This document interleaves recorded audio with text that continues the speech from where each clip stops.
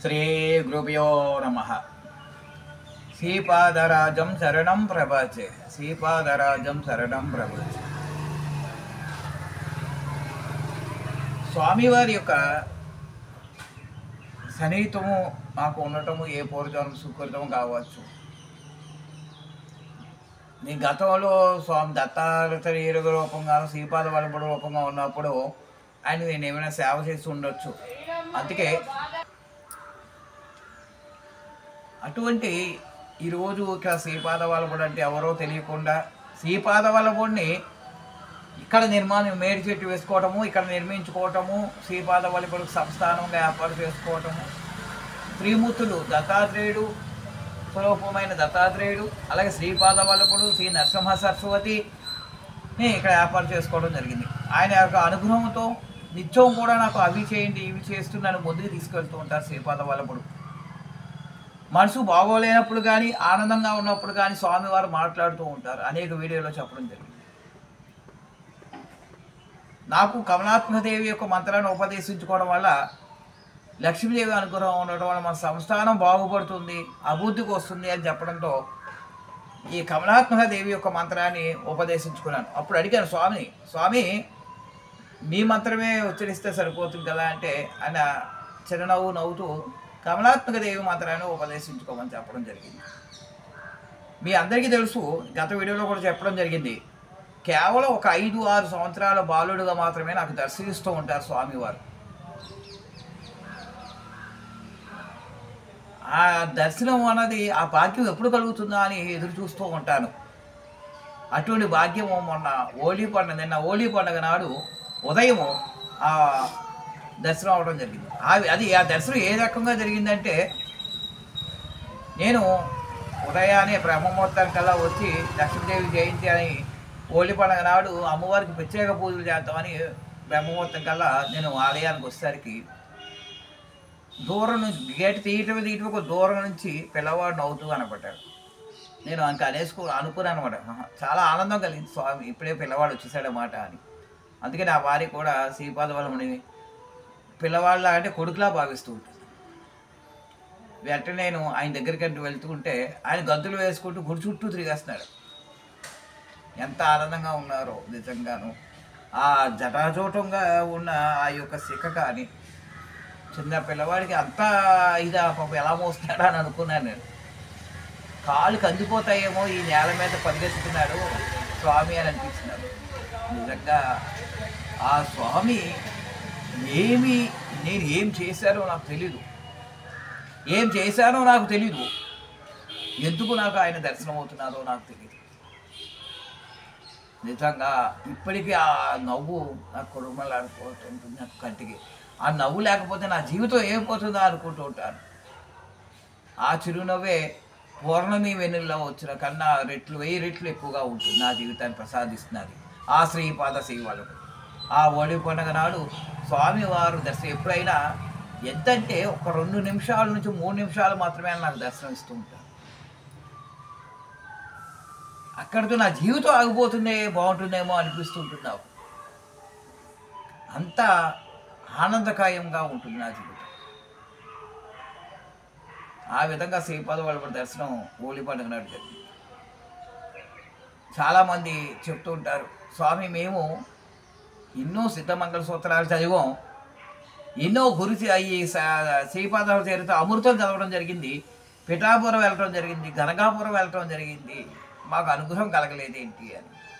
నేను ప్రతి వీడియోలోనూ ఒకటే చెప్తున్నా, స్వామివారిని దేవుళ్ళ కాదు, మనలో ఒక వ్యక్తిగా మీరు మాట్లాడండి. స్వామి నాకు ఇలా ఉంది, నా పరిస్థితి ఇలా ఉంది, నాకు ఇది చేయండి అని స్వామిని నిలదీసి అడిగేలా ఉండాలి. ఎవరిని నిలదీయగలం మనం? మా నాన్న వాళ్ళని నిలదీయగలం, నా తండ్రిని నిలదీయగలము, తల్లిని నిలదీయగలము కదా. మన ఎదురు కావస్తే ఎవరిని అడుగుతాం గట్టిగా? తల్లిని కానీ తండ్రిని కానీ. మరి ఆ తల్లి తండ్రి ఆయనే కదా.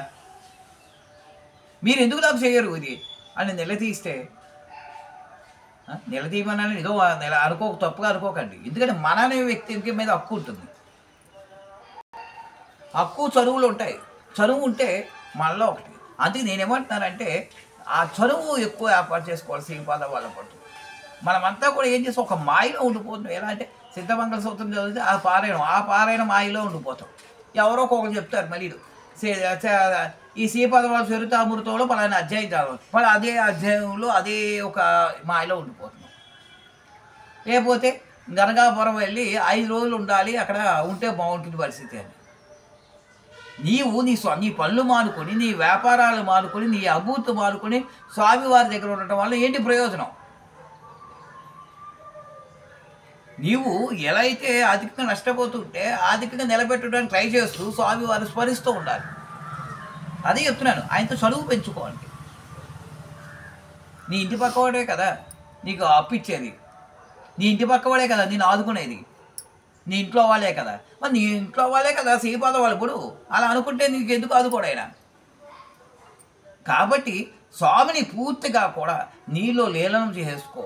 నువ్వు వేరు, స్వామి వేరు కాదనా అని అనుకోకండి. మనం స్వామితో బాగా అటాచ్డ్ అయిపోవాలి. ఒక అయస్కాంతం, ఒక ఇనప ముక్క తీసుకుని రుద్దితే ఆ ఇనప ముక్క కూడా అయస్కాంతం ఎలా వస్తాయో లక్షణాలు, ఆకర్షించుకునే లక్షణాలు ఎలా వస్తాయో, మన శ్రీపాద వాళ్ళపుడితో బాగా దగ్గరగా ఉండటం వల్ల, శ్రీపాద వాళ్ళపుడు మన కుటుంబంలో సభ్యుడు అనుకోవడం వల్ల అటువంటి వైబ్రేషన్స్ మనకు కూడా వస్తాయి.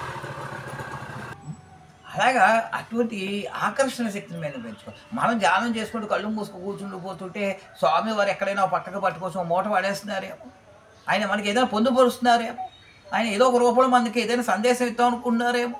మరి ఈ చరిత్రామృతంలోను సిద్ధమంగళ సూత్రామృతంలోను మిగిలిపోతున్నాం, అవి గమనించుకోవట్లేదు. అంటే స్వామి ఇవేం చేయకండి అంటారా అని చెయ్యండి, దానికి ఒక టైం ఉంది.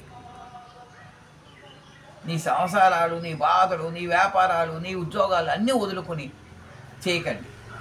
కేవలం కొద్ది టైం మాత్రం వాటిని కేటాయించండి. ఎక్కువ టైం శ్రీపాద వాళ్ళప్పుడు మనసులో ఉండటానికి ప్రయత్నించండి.